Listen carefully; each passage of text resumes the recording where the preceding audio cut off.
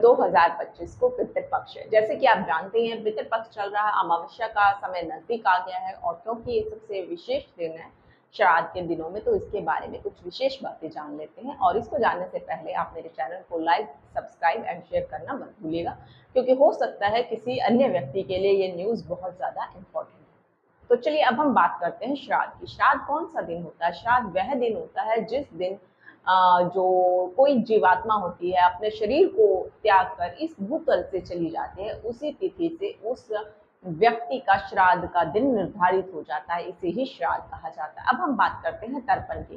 तर्पण का कार्य जल की प्रक्रिया के साथ किया जाता है। इसका अर्थ होता है कि आप एक जीवात्मा को उसके शरीर से निकलने के पश्चात जो विदाई दे रहे होते हैं उसे हम तर्पण कहते हैं।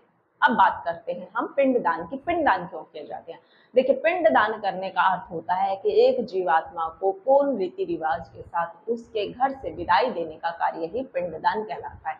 अब पिंडदान किस चीज के बने होते हैं? पिंडदान जो है चावल के आटे के बने होते हैं और उन पर तिल, काले रंग के तिल चढ़ाए जाते हैं, उसे ही पिंडदान कहा जाता है। साथ साथ यहाँ पर मैं आपको छोटी सी स्टोरी बताती हूँ कि जब जो है भगवान राम के पिताजी, राम के जो पिताजी हैं, जब उनका श्राद्ध करना होता है तो सीता मैया उनके जो है पिंडदान करती हैं। उसमें होता क्या है ना, जब भगवान राम के पिता जो हैं जब अपने शरीर को त्याग देते हैं दशरथ जी, तब क्या होता है कि उन्हें जब घर से बाहर निकलना होता है तो उन्हें मुक्ति नहीं मिलती है। ऐसे में मुक्ति ना मिलने पर वो सीता मैया के पास जाते हैं और कहते हैं कि तुम मेरे पिंडदान करो। अब वो क्योंकि जंगल में रह रही होते हैं, उनके पास खाने को खाना भी भरपूर मात्रा में नहीं होता है और ऐसे में उनके जो पति हैं श्री राम और लक्ष्मण जो देवर हैं, वो एक समय में वन में गए हुए होते हैं और वो घर पर अकेली होती हैं। तो ऐसे में पिंडदान जब वो उनसे फरमाइश करते हैं, कहते हैं कि आप पिंडदान करो, तो सीता मैया कहती है मैं अकेली हूँ घर पे, मैं पिंडदान कैसे करूँ? तो उस समय जो सीता मैया ने जो है बालू रेत का गंगा नदी के किनारे पिंड बनाकर पिंडदान किया था ताकि के उनकी मुक्ति हो जाए। पर होता क्या है ना कि जब सीता पिंडदान कर देती हैं तो पिंडदान करने के पश्चात जब भगवान श्री राम लौट कर आते हैं और उन्हें पता लगते हैं कि उनके पिता का देहांत हो गया है और वो पिंडदान के बिना उनकी मुक्ति नहीं होगी, तो वो माता सीता से कहते हैं कि आपने मेरे पिता का तर्पण क्यों नहीं किया, पिंडदान क्यों नहीं किया? माता सीता कहती हैं कि मैंने पिंडदान किया है, आप गंगा मैया से पूछ लो। गंगा मैया इनकार कर देती है। ठीक इसी तरह से वो आकाश से, पृथ्वी से, सबसे कहती हैं, बट सब मना कर देते हैं।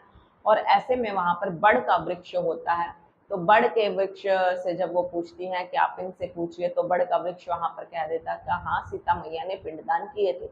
इसके पश्चात गंगा मैया को और सभी को जो है भगवान जो है श्राप दे देते हैं, जिसकी वजह से गंगा का जो जल है वो मैला मलिन हो जाता है।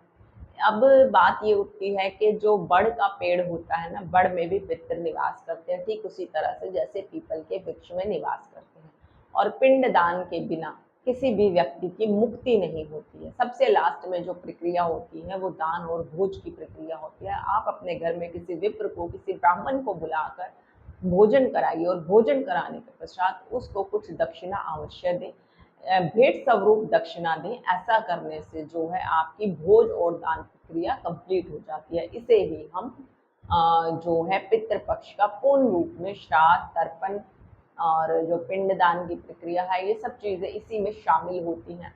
अब देखिए, भूतल पर जो आत्मा लौट कर आती है पितृपक्ष के दिनों में, वो बहुत इंपॉर्टेंट होती है और यदि इस समय आप उनका निरादर करते हैं तो आपके घर में अशांति फैल जाती है, अराजकता फैल जाती है और आपके घर के कोई भी काम नहीं बन पाते हैं और बार बार आपको विपत्तियों का सामना करना पड़ता है।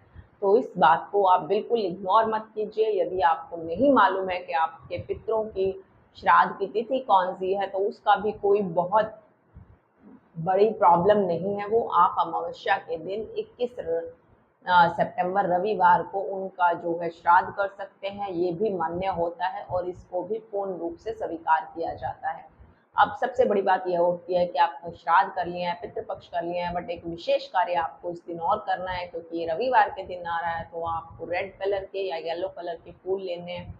एक लोटे में गंगा जल, थोड़ा सा जल, उसमें थोड़ा कच्चा दूध और काले तिल डालकर आप पीपल या बड़ के वृक्ष में उसे जो है उस जल को अर्पित करके आए। ऐसे करने से आपके पितरों को शांति मिलेगी।